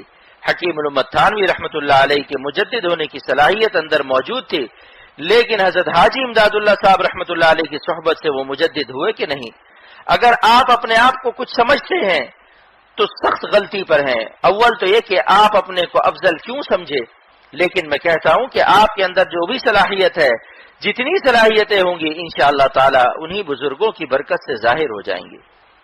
اپنے زمانے کے اہل اللہ سے استفادہ ضروری ہے۔ آج کل دروازہ ناپتے ہیں کہ صاحب یہ بڑے پیر نہیں ہیں، چھوٹے پیر ہے، کنڈم قسم کے پیر ہیں اور ناقابل ریفرنڈم بھی ہیں، لہذا ان سے کوئی خاص فیض نہیں ہوگا۔ میں کہتا ہوں کہ اگر وہ اللہ والا ہے اور بزرگوں نے اس کو خلافت دی ہے تو اس سے تعلق قائم کرو، دروازے کو مت ناپو، دروازے کے پیچھے کون کھڑا ہے اس کو دیکھو۔ دینے والا اللہ ہے اور اولیاء اللہ انتقال کرتے رہتے ہیں، دینے والا وہی اللہ ہے۔ جس دروازے سے چاہو لے لو جو آپ کے لیے آسان ہو۔ اب کوئی دنیاوی بیمار ہوتا ہے، مثلا اگر لیسٹر میں کوئی بیمار ہو تو آج تک کسی سے سنا ہے کہ بھائی ہم تو بہت بڑے حکیم سے علاج کراتا ہوں کیونکہ میں VIP شخصیت ہوں، لہٰذا حکیم اجمل خان جب قبرستان سے اٹھ کر آئیں گے تب علاج کراؤں گا؟ کوئی ہے ایسا بے وقوف کوئی نہیں ہوگا۔ بڑے ڈاکٹر کا انتظار کرے، جو موجودہ ڈاکٹر ہے اسی کی طرف رجوع کرے گا۔ بس آخرت کا معاملہ بھی یہی ہے کہ جو موجودہ اللہ والے ہیں انہی سے جڑ جاؤ۔ نفع کے لیے مناسبت شرط ہے اور انہی سے جڑو کہ جن سے آپ کو مناسبت ہو۔ مناسبت دیکھ لو، اگر آپ کا بلڈ گروپ ملتا ہے تو فائدہ ہوگا ورنہ نہیں۔ میرا اس پر ایک شعر بھی ہے، آنکھ سے آنکھ ملی دل سے مگر دل نہ ملا، آنکھ سے آنکھ ملی دل سے مگر دل نہ ملا، عمر بھر ناؤ پہ بیٹھے رہے ساحل نہ ملا۔ مناسبت دیکھو کہ دل ملتا ہے یا نہیں، روحانی بلڈ گروپ ملتا ہے یا نہیں، انشاءاللہ تعالی پھر نفع ہوگا۔ شرح صدر کی تفسیر زبان نبوت صلی اللہ علیہ وسلم سے۔ آخر میں آیت کا ترجمہ ایک دفعہ سن لیجئے۔ اللہ تعالیٰ فرماتے ہیں کہ اللہ تعالیٰ جس بندے کی ہدایت کا ارادہ فرماتے ہیں اس کے سینے میں ایک نور عطا فرماتے ہیں، سینہ کھول دیتے ہیں۔ کیا معنی ہے؟ صحابہ کے سوال پر کہ اللہ کے رسول سینہ کیسے کھلتا ہے، اس کے معنی حضور صلی اللہ علیہ وسلم نے بیان فرمائے کہ نور یقذف فی الصدر فینشرح له وینفسح، اللہ تعالیٰ جس کی ہدایت کا ارادہ کرتے ہیں اس کے دل میں اپنا ایک نور داخل کرتے ہیں، جس سے دین پر عمل کرنا، مثلا نظر بچانا، تہجد پڑھنا، سارے کام اسلام کے آسان ہو جاتے ہیں، اس کا دل بڑا کر دیا جاتا ہے۔ دنیا میں بھی آپ دیکھیں گے کہ جس غریب کے گھر میں کوئی بڑا آدمی گھوڑے پر یا ہاتھی پر بیٹھ کر آئے اور کہے کہ میں آپ سے دوستی کرنا چاہتا ہوں، تو غریب کہتا ہے کہ حضور میرا گھر چھوٹا ہے، تو کہے گا میں پہلے تمہارا گھر بڑا بنواؤں گا پھر ہاتھی پر بیٹھ کر آؤں گا۔ تو اللہ تعالیٰ جس دل کو اپنا گھر بناتا ہے پہلے اس کے دل کو وسیع کر دیتا ہے، تاکہ اللہ مع اپنی صفات اور عظمتوں کے اس کے دل میں تجلی خاص نازل فرمائے۔ دل میں نور ہدایت داخل ہونے کی علامات۔ جب حضرات صحابہ نے پوچھا کہ جب اللہ سینہ کھولتا ہے تو کیا بات ہوتی ہے، سینہ کیسے کھلتا ہے، تو آپ صلی اللہ علیہ وسلم نے فرمایا کہ جب نور ہدایت اس میں داخل ہوتا ہے تو سینہ کھل جاتا ہے۔ حضرات صحابہ نے پوچھا کہ اس کی علامت کیا ہے، کیسے معلوم ہو کہ ہمارے دل میں ہدایت کا نور آ گیا ہے؟ پہلی علامت دنیا سے کنارہ کش ہو جانا۔ تو حضور صلی اللہ علیہ وسلم نے پہلی علامت یہ بیان فرمائی کہ التجافی عن دار الغرور، دھوکے کے گھر سے دل اجاٹ ہو جائے، دنیا میں رہے مگر دل لگے نہیں۔ دنیا میں ہوں دنیا کا طلبگار نہیں ہوں، دنیا میں ہوں دنیا کا طلبگار نہیں ہوں، بازار سے گزرا ہوں خریدار نہیں ہوں۔ دنیا رہے مگر پانی کی طرح کہ کشتی کے نیچے رہے، کشتی میں نہ گھسنے پائے، دنیا کی محبت کا پانی دل میں گھسنے نہ پائے۔ اللہ تعالیٰ کا جو بندہ نور ہدایت سے مشرف ہوتا ہے دنیا میں اس کا دل نہیں لگتا، رہتا تو ہے دنیا میں مگر سوچتا ہے کہ ایک دن جانا ہے۔ سمجھ لو کہ ایسا شخص آخرت کی تیاری کر لے گا، اس کے دل پہ راز کھل جائے گا کہ دنیا دھوکے کا گھر ہے۔ دنیا دھوکے کا گھر کیوں ہے؟ جو آیت میں نے تلاوت کی، مولانا رومی رحمۃ اللہ علیہ نے اس کے بارے میں فرمایا کہ اللہ تعالیٰ نے دنیا کو دار الغرور یعنی دھوکے کا گھر کیوں فرمایا ہے، اس کی وجہ کیا ہے؟ لہٰذا اپنی مثنوی شریف میں اس کی وجہ بیان فرماتے ہیں، ذا لقب شد خاک را دار الغرور، مٹی کو دنیا کو اللہ نے دھوکے کا گھر کیوں فرمایا؟ کو کشد پارا سپس یوم العبور، جب جنازہ قبر میں اترتا ہے تو اس کا کاروبار، اس کی موٹر، اس کی بیوی بچے، اس کے دوست، اس کے قالین، اس کے موبائل اور ساری نعمتیں، سموسے پاپڑ سب اوپر رہ جاتے ہیں۔ کوئی چیز اندر جاتی ہے بھائی، اس لیے اللہ نے اس کا نام رکھا ہے یہ دنیا دھوکے کا گھر ہے۔ جب یہ آگے پیچھے پھرتی ہے، سیٹ پھولا رہتا ہے، ہر وقت موبائل ساتھ ہے۔ آپ کسی کو موبائل پر گفتگو کی حالت میں دیکھیں تو کم لوگ ملیں گے جن میں عبدیت اور بندگی ملے گی۔ یوں ٹیڑے ہو کر اس کو سنتے ہیں اور چلتے بھی رہتے ہیں، دوسروں کو بتاتے بھی ہیں کہ آسٹریلیا سے ابھی فون آیا ہے، لیکن موت کے وقت موبائل، ٹیلی فون، کار، بنگلے، بیوی بچے سب ہاتھ کھینچ لیتے ہیں۔ جو دنیا آگے پیچھے پھر رہی تھی اچانک لات مار کر قبر میں دھکیل دیتی ہے۔ کو کشد پارا سپس یوم العبور، دنیا دھوکے کا گھر ہے، اس لیے کہ جب ہمارا ڈپارچر ہوتا ہے اور ہم زمین کے نیچے جاتے ہیں تو دنیا ہمارا ساتھ نہیں دیتی۔ اس لیے اللہ تعالیٰ نے دنیا کا نام دھوکے کا گھر رکھا، اور اللہ کیسا باوفا ہے کہ زمین کے اوپر بھی باوفا ہے، زمین کے نیچے بھی اپنی وفاداری اور رحمت کا ظہور فرماتا ہے کہ اے میرے پیارے بندے، تو نے زمین کے اوپر کبھی مجھے فراموش نہیں کیا، ماں باپ، کاروبار اور بال بچوں میں تو مجھے نہیں بھولا، اب زمین کے نیچے قبرستان میں اکیلا آیا ہے تو میں تجھے کیسے بھلا دوں؟ تو نے تو مجھے کثرت تعلقات میں بھی فراموش نہیں کیا، تو آج تیری تنہائی میں کیسے میں تجھے بھلا دوں گا۔ مثنوی رومی میں دنیا کے دارالغرور ہونے کی عجیب تمثیل۔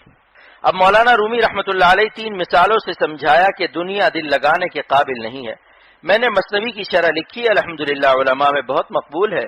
مولانا رومی رحمۃ اللہ علیہ فرماتے ہیں دنیا دھوکے کا گھر کیوں ہے؟ فرماتے ہیں 3 واقعے سے تم ہمیشہ کے لیے دنیا کی محبت سے پاک ہو جاؤ گے۔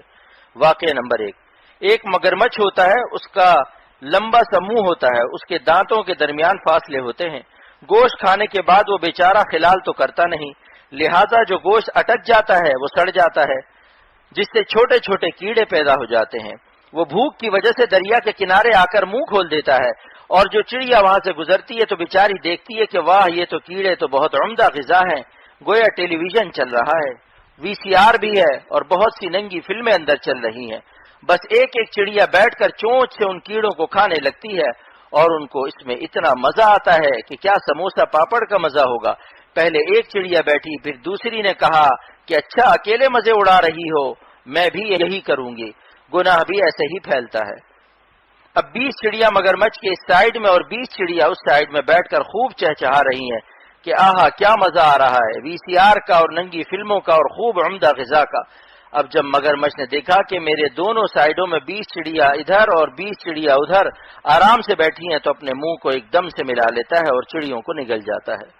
اس کے بعد وہ کہتی ہیں کہ ارے وہ ٹی وی وی سی آر کہاں گئے، دنیا میں وہ ہمارا کاروبار، قالین، موبائل اور وہ پاپڑ اور سموسہ کے دسترخوان سب کہاں گئے۔ تب کہتی ہیں کہ ہم نے بڑی بے وقوفی کی، اس مگرمچھ کا ہمیں تو پتہ ہی نہیں تھا کہ یہ زندہ ہے، یہ ظالم تو منہ کھولے مردہ بنا ہوا تھا۔ مولانا رومی رحمۃ اللہ علیہ اسی کو فرماتے ہیں کہ دنیا کی زمین کے اوپر تمہارا کتنا ہی کاروبار چل جائے، مرسڈیز ہو، قالین ہو، موبائل ہو، سموسے، پاپڑ اور شامی کباب ہو، لیکن خبردار دنیا سے دل نہ لگانا، 2 گز کا مگرمچھ منہ کھولے ہوئے تمہارا انتظار کر رہا ہے۔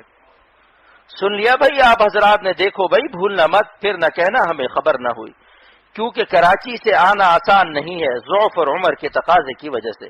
تو کتنا ہی شاندار بلڈنگ ہو اور کاروبار ہو اور پونڈ کی وجہ سے توند بھی نکلی ہو، لیکن یاد رکھو کہ 2 گز کی زمین قبرستان میں ہمارا انتظار کر رہی ہے، زمین مثل مگرمچھ کے منہ کھولے ہوئے انتظار کر رہی ہے کہ دیکھو یہ کب آتے ہیں۔ ہے عبرتناک واقعہ یا نہیں؟ بتاؤ، چڑیوں کی طرح حماقت نہ کرنا، چہچہانا مت، دنیا کی حرام لذتوں سے مست نہ ہونا۔ ایک دن زمین مگرمچھ کی طرح منہ کھول کر پھر بند کر لے گی اور ہم کئی من مٹی کے نیچے ہوں گے، جیسے مگرمچھ نے منہ کو ملا کر چڑیوں کو نگل لیا، ایسے ہی زمین بھی قبرستان میں ہم کو اپنے پیٹ میں نگل لے گی۔ 2-3 من مٹی ہمارے اوپر پڑنے والی ہے، جلدی گناہوں کو چھوڑ دو میرے پیارے دوستو، کیونکہ گناہ بہت خراب چیز ہے، ہمیں اللہ کا ولی نہیں بننے دیتی ہے۔ یہی گناہ ہمارے اللہ کا ولی بننے میں حائل ہیں، ورنہ آج تک نہ جانے ہم کتنے بڑے ولی اللہ بن جاتے۔ مثنوی میں دارالغرور کی دوسری تمثیل۔ اب دوسرا واقعہ سنیے۔ ایک شہزادے پر ایک بڑھیا نے جادو کر دیا، دیکھا کہ شہزادہ بہت حسین ہے تو اس کو اپنے چکر میں لانے کے لیے بڑھیا نے اس کے اوپر جادو کر دیا، جس سے اس شہزادے کو اپنی جوان بیوی نہایت بری معلوم ہوتی تھی، حالانکہ وہ ایسی حسین تھی کہ اندھیرے میں اجالا ہو جاتا تھا، مگر جادو کی وجہ سے اس کو وہ جوان بیوی بہت ہی خوفناک چڑیل معلوم ہوتی تھی، اور وہ 80 سال کی بڑھیا جس کے منہ میں دانت بھی نہیں تھے اور گال ایک ایک انچ اندر پچکے ہوئے تھے، ان گالوں کو اپنے ہونٹوں سے اٹھا کر کہتا تھا کہ واہ واہ کیا عالم شباب طاری ہے۔ جادو سے خراب چیز اچھی لگتی ہے اور اچھی چیز خراب نظر آتی ہے۔ کئی برس ہو گئے مگر اولاد نہیں ہوئی تو بادشاہ نے وزیروں کو بلایا کہ میں دادا بننا چاہتا ہوں، بیٹے کی شادی کو 3 برس ہو گئے، لیکن کیا بات ہے کہ دور دور تک کوئی امید نظر نہیں آتی۔ تو علماء دین کو بلایا گیا، بزرگان دین نے اس کے ہاتھ میں تعویذ رکھ کر پتہ لگا لیا کہ شہزادے پر جادو کا اثر ہے۔ تب بادشاہ علماء کے پیر پکڑ کر رونے لگا کہ اللہ والو ہمارے بیٹے کا جادو اتار دو۔ انہوں نے کہا کہ انشاءاللہ اتر جائے گا، قرآن شریف میں اس کا علاج موجود ہے۔ 40 دن جادو اتارنے کی آیات اور 3 قل وغیرہ اس کو پڑھ کر پلا دیا، جادو بالکل اچھا ہو گیا۔ بادشاہ نے کہا کہ اس کا جادو ٹھیک ہونے کی دلیل کیا ہے؟ فرمایا کہ دلیل اس کی یہ ہے کہ اس کو اب اپنی خوبصورت بیوی اچھی لگے گی، حقیقت صحیح واضح ہو جائے گی، اور 80 سال کی بڑھیا کو دیکھ کر یہ روئے گا کہ میں نے جوانی کہاں برباد کر دی، اور اس کو قے ہو جائے گی۔ لہذا پولیس اور فوج کے ساتھ بادشاہ خود اس بڑھیا کے ہاں گیا۔ جب اس شہزادے نے اس بڑھیا کو دیکھا تو نفرت سے قے ہو گئی اور افسوس کرنے لگا کہ لا حول ولا قوت الا باللہ، ایسی خراب بڑھیا جس کے 11 نمبر کا چشمہ لگا ہوا ہو، اس کو میں حسین دیکھتا تھا، اور جب اس کی بیوی دکھائی گئی تو وہ رونے لگا کہ میں نے اس کی قدر نہیں کی، جادو کی وجہ سے اس بڑھیا کے ساتھ میں نے اپنی زندگی ضائع کر دی، اور اس سے معافی مانگی اور پیروں پر گر گیا، مجھے معاف کر دو۔ حب دنیا کے شیطانی جادو کی علامات۔ مولانا رومی رحمۃ اللہ علیہ فرماتے ہیں اسی طرح شیطان بہت بڑا جادوگر ہے، جب آنکھوں پر جادو کرتا ہے تو دنیا اچھی لگتی ہے اور اللہ والے بھی اچھے نہیں لگتے، اور اللہ تعالیٰ اور حضور صلی اللہ علیہ وسلم بھی اچھے نہیں لگتے۔ زنا، شراب، خنزیر، سب خبیث چیزیں پھر اس کو اچھی لگنے لگتی ہیں۔ اسی لیے دوستو یہ جادو کیسے اترے گا؟ اس شہزادے کا جادو جس چیز نے اتارا اسی سے یہ جادو بھی اترے گا، یعنی اللہ والوں کی صحبت میں رہو، انشاءاللہ چند دن کے بعد آپ کو اللہ اور رسول سے ایسی محبت معلوم ہوگی اور اللہ تعالیٰ میں اور حضور صلی اللہ علیہ وسلم میں وہ جمال نظر آئے گا کہ ساری دنیا نگاہوں سے گر جائے گی، اور آپ اللہ پر جان دے کر بھی کہیں گے کہ جان دی ہوئی اسی کی تھی، جان دی ہوئی اسی کی تھی، حق تو یہ ہے کہ حق ادا نہ ہوا۔ جادو اتارنا ضروری ہے یا نہیں؟ ورنہ اسی حالت میں بڑھیا کے گال چوستے چوستے مر جاؤ گے اور جنازہ دفن ہو جائے گا۔ اور بڑھیا کیا ہے؟ یہ دنیا بڑھیا ہے۔ اللہ اور رسول کے مقابلے میں دنیا کی کیا حقیقت ہے؟ بتاؤ بھائی۔ حضور صلی اللہ علیہ وسلم فرماتے ہیں کہ اگر پوری دنیا کی قدر و قیمت مچھر کے پر کے برابر بھی ہوتی تو اللہ کسی کافر کو ایک گھونٹ پانی نہ دیتا۔ اب ہم لوگ کہاں جا رہے ہیں؟ اسی میں یہ لڑکیاں بھی ہیں کہ یہ بھی مچھر کے پر ہیں۔ قبرستان میں قبر کھول کر دیکھو ان حسینوں کا انجام کیا ہے۔ کسی کا حسن نظر نہیں آئے گا، زندگی میں ان کی شکل بگڑ جاتی ہے اور ان کے عاشقین ان سے بھاگتے ہیں۔ مجھے اپنے دو شعر اچانک یاد آ گئے۔ ان حسینوں سے دل بچانے میں میں نے غم بھی بہت اٹھائے ہیں۔ یہ اس لیے کہتا ہوں کہ آپ لوگ یہ نہ سمجھنا کہ ملا اور صوفی ہونے کے بعد وہ بالکل مخنث ہو جاتے ہیں۔ اہل اللہ کی طاقت عام لوگوں سے زیادہ ہوتی ہے۔ کیوں بھائی؟ جو گناہ سے بچتا ہے اس کی طاقت زیادہ نہیں ہوگی؟ اس لیے میں نے بزرگوں کی طرف سے یہ شعر کہا ہے۔ اور دوسرا شعر ہے، شکل بگڑی تو بھاگ نکلے دوست، شکل بگڑی تو بھاگ نکلے دوست، یہاں دوست کا لفظ تانا ہے، تاکید الذم بما یشبہ المدح ہے۔ جب اس کا منہ ٹیڑھا ہو گیا، بال سفید ہو گئے، اب وہاں سے بھاگے دوست، اب اس گلی کا رخ بھی نہیں کرتے۔ شکل بگڑی تو بھاگ نکلے دوست، جن کو پہلے غزل سنائے ہیں۔ پہلے دیوان غالب پڑھتے تھے، اب دیوان لپیٹا اور 1 2 3 ہو گئے، پلٹ کے بھی نہیں آتے۔ جس سے لپٹتے تھے اب ادھر پلٹتے بھی نہیں۔ حاصل یہ ہے کہ دنیا فانی ہے، دل لگانے کے قابل نہیں، یہ جادو ہے۔ دنیا کا جادو اتارنے کا طریقہ، اور جادو کیسے اترے گا بھائی؟ اللہ والوں کی صحبت میں رہو، انشاءاللہ ان کی برکت سے جادو اترے گا۔ پھر خدا سے بڑھ کر دنیا میں کوئی چیز نظر نہیں آئے گی، اور حضور صلی اللہ علیہ وسلم کی سنت سے بڑھ کر کسی کا کلچر اور کسی کا طریقہ پسند نہیں آئے گا۔ دار الغرور کی تیسری تمثیل، یہ 2 واقع ہو گئے، اب ایک تیسرا واقعہ بھی سن لیجئے، اور وہ یہ ہے کہ ایک قلعے میں ایک بادشاہ رہتا تھا۔ اس نے اپنی فوج کے لیے اور اپنے بچوں اور خاندان کے لیے قلعے کے اندر کوئی کنواں نہیں کھدوایا تھا، بلکہ باہر سے 5 دریاؤں کا پانی آتا تھا۔ دشمن ملک کے بادشاہ نے CID کے ذریعے پتہ کر لیا یہ بادشاہ بے وقوف ہے کہ جس کے قلعے کے اندر کوئی کنواں نہیں ہے اور پانی کا کوئی انتظام نہیں ہے، لہذا اس نے 5 دریاؤں پر بند باندھ دیا، یہاں تک کہ 5 دریاؤں سے پانی آنا بند ہو گیا۔ جب پانی ختم ہونے کے قریب ہو گیا تو بادشاہ نے کہا یہ کیا ہو گیا؟ وزیر نے کہا کہ جناب ہم تو آپ سے کہتے تھے آپ پانی کا اندر کوئی انتظام کریں، لیکن آپ مذاق اڑاتے تھے کہ اندر کنویں کی کیا ضرورت ہے، اب تو مرنے کے سوا کوئی چارہ نہیں۔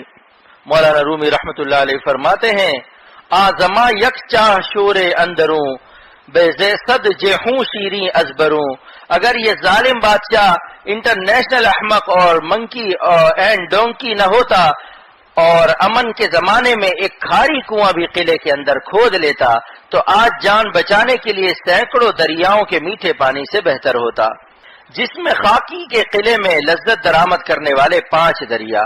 اب مولانا رومی رحمت اللہ علیہ اس واقعے کے بعد فرماتے ہیں کہ ہم لوگ بھی سر سے پیر تک ایک قلعہ ہے جس میں 5 دریاؤں سے ہمارا دل اندر مزہ امپورٹ کرتا ہے اور دل کو بہلاتا ہے، آنکھوں سے کچھ دیکھ کر لذت حاصل کر رہا ہے۔ اس دریا کا نام ہے دریائے باصرہ، دیکھنے والا دریا۔ یہ ایسا ہے کہ جو دیکھتا رہتا ہے۔ دنیا میں کوئی ایسا دریا ہے کہ جو دیکھتا ہو؟ اس کا نام کیا ہے؟ دریائے باصرہ۔ کاروبار دیکھتا ہے، بیوی بچے دیکھتا ہے، گاہکوں کو دیکھتا ہے، مرسیڈیز پر چلتا ہے، بیلٹ باندھ کر SP کی طرح سے کار چلاتا ہے۔ اس کے بعد دوسرا دریا کون سا ہے؟ دریائے سامعہ، کان سے گانے سنتا ہے، میموں کی گفتگو سنتا ہے۔ کراچی میں ایک شخص نے کہا یہ بے پردہ عورتیں جو پھر رہی ہیں مولانا، انہوں نے ہماری ناک میں دم کر رکھا ہے۔ میں نے کہا انہوں نے ناک میں دم نہیں کیا، تم نے ان کی دم میں ناک لگا رکھی ہے۔ اگر ہم احتیاط سے رہیں اور آنکھوں کو بچا کر رکھیں اور اللہ کا حکم مانیں تو کبھی ہم کو ان کی دم سے کوئی نقصان نہ ہو۔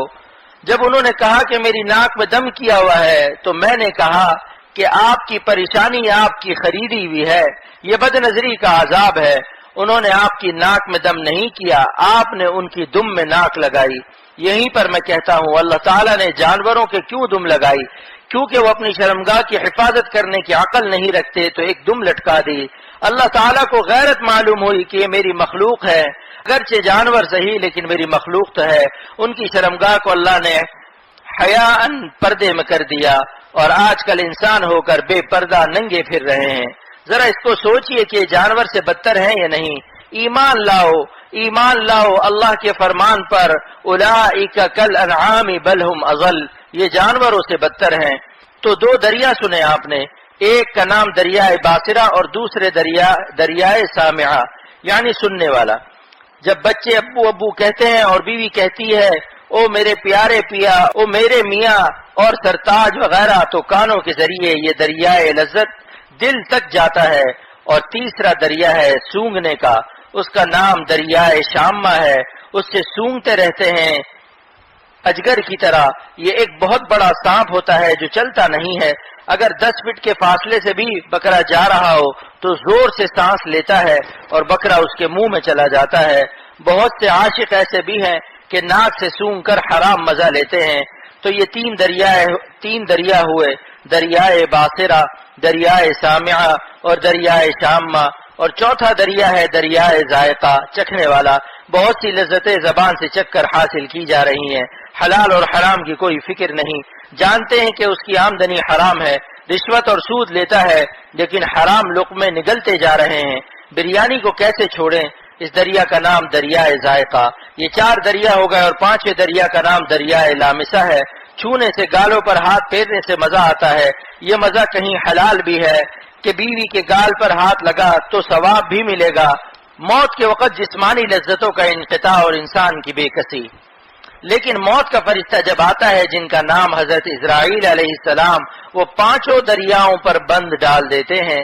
سیٹھ صاحب زندہ ہیں، ڈاکٹروں کا فیصلہ ہے کہ ابھی جان ہے، لیکن اب آنکھوں سے نظر نہیں آ رہا ہے۔ سکرات یعنی موت کی غشی طاری ہے، آنکھیں ہیں دکھائی نہیں پڑ رہا ہے۔ اکبر الہ آبادی کو اللہ تعالیٰ جزائے خیر دے، عجیب شاعر تھے، تہجد گزار اللہ والے جج تھے۔ انہی کا شعر ہے، فرماتے ہیں قضا کے سامنے بیکار ہوتے ہیں حواس اکبر، قضا کے سامنے بیکار ہوتے ہیں حواس اکبر، کھلی ہوتی ہیں گو آنکھیں مگر بینا نہیں ہوتی۔ اب دریائے باصرہ ہے مگر نظر نہیں آ رہا ہے۔ چھوٹے چھوٹے بچے کہتے ہیں ابو ذرا مجھے دیکھ تو لو، ابو کو نظر ہی نہیں آتا۔ بیوی کہتی ہے ایک نظر مجھے دیکھ لو میرے پیارے شوہر، شوہر صاحب کو کچھ نظر نہیں آتا۔ کان میں بیوی آواز دیتی ہے کچھ سنائی نہیں دیتا، اور زبان پر کباب شامی کی لذت کا کچھ پتہ نہیں۔ زبان میں ادراک کی خاصیت ختم ہو گئی، اب چکھ نہیں سکتی، ذائقہ مفلوج ہو گیا، قوت لامسہ بھی ختم، اب ہاتھ سے پکڑ نہیں سکتا، اور سونگنے کی بھی طاقت ختم، ہر قسم کی طاقت ختم۔ قوت باصرہ، قوت سامعہ، قوت ذائقہ، قوت لامسہ، قوت شامہ سب معطل ہو گئیں۔ موت کے اندھیروں میں کس چراغ سے نور ملتا ہے؟ اب اس وقت مولانا رومی رحمۃ اللہ علیہ فرماتے ہیں کہ جس نے اپنی زندگی میں قلب کے اندر اللہ تعالی کی محبت کا دریا حاصل کر لیا، تو جب ان فانی دریاؤں پر بند پڑ جائے تو دل میں اس وقت اس لافانی دریا کی حلاوت کا احساس ہوگا۔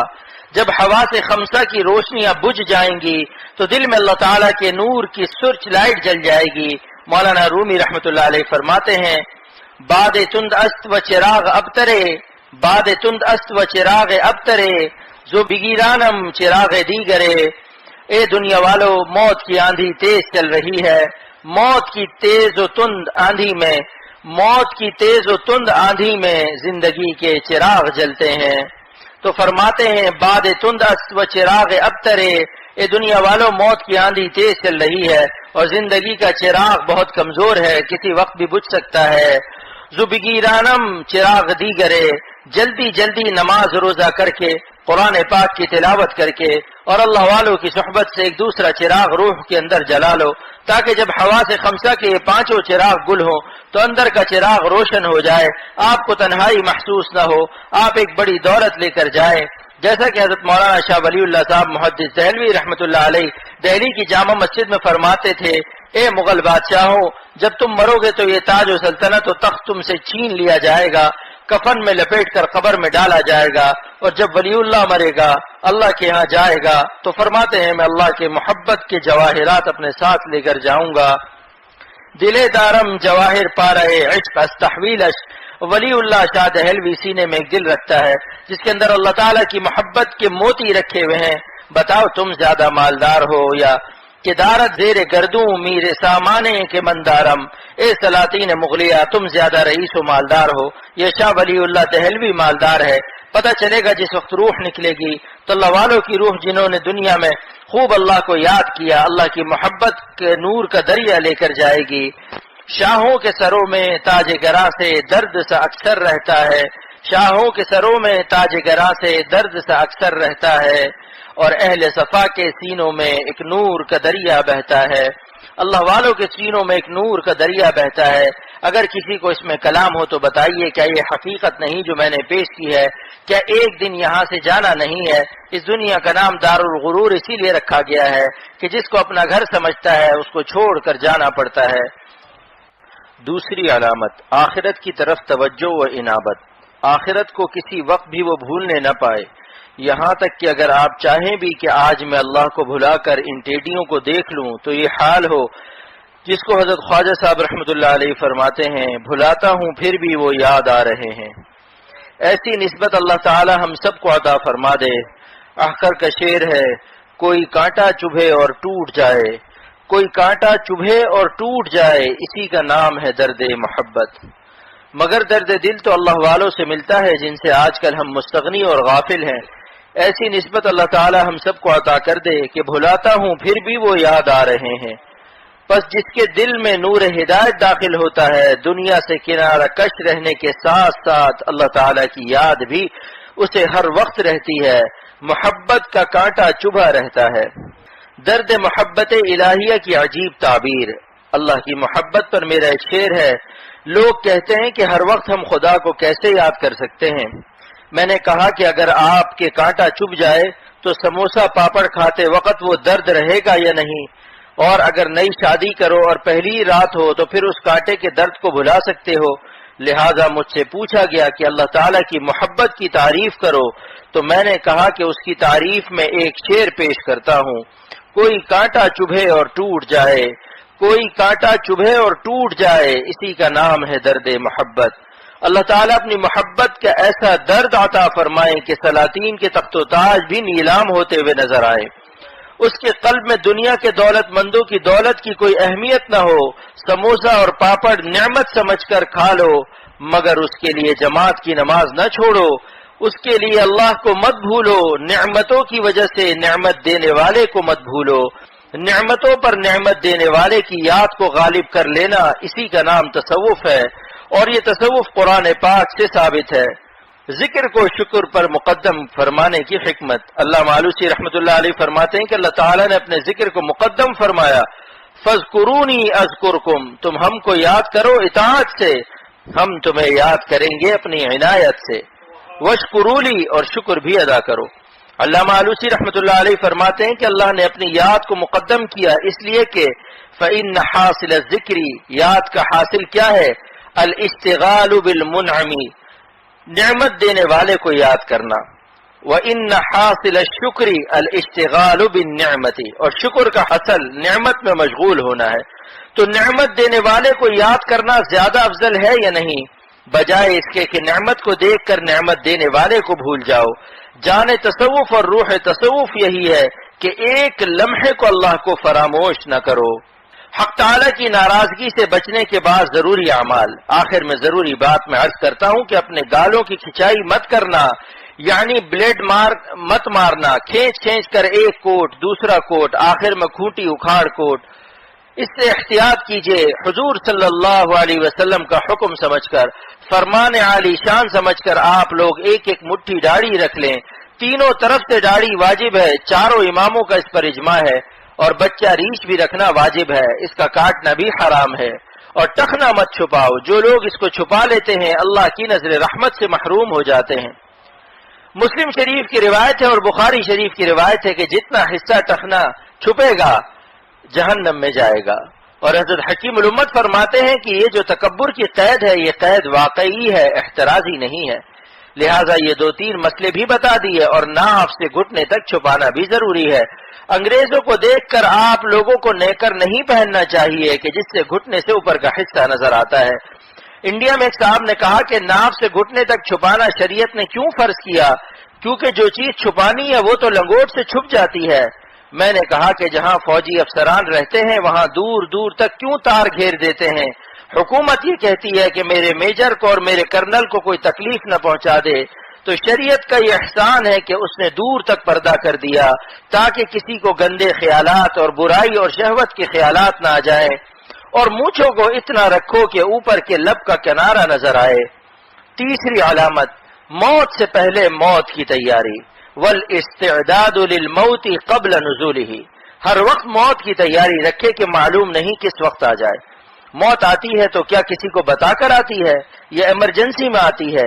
اس لیے ہمارے شیخ شاہ عبد الغنی صاحب رحمۃ اللہ علیہ فرماتے تھے، نہ جانے بلا لے پیا کس گھڑی، نہ جانے بلا لے پیا کس گھڑی، بتاؤ بھائی کہ کسی وقت بھی آ سکتی ہے یا نہیں؟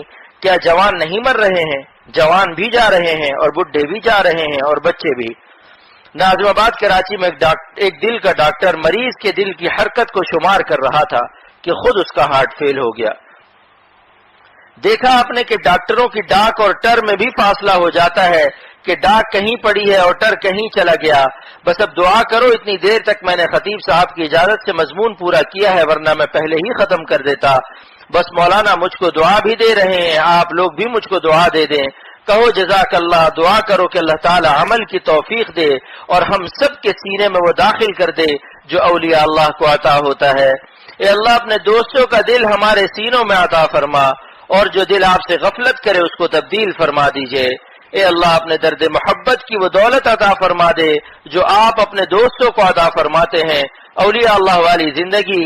اے خدا اپنے دوستوں کی زندگی اختر کو اور ہم سب کو عطا فرما دے، اور میرے بچوں کو بھی، آپ کے بچوں کو بھی عطا فرما دے۔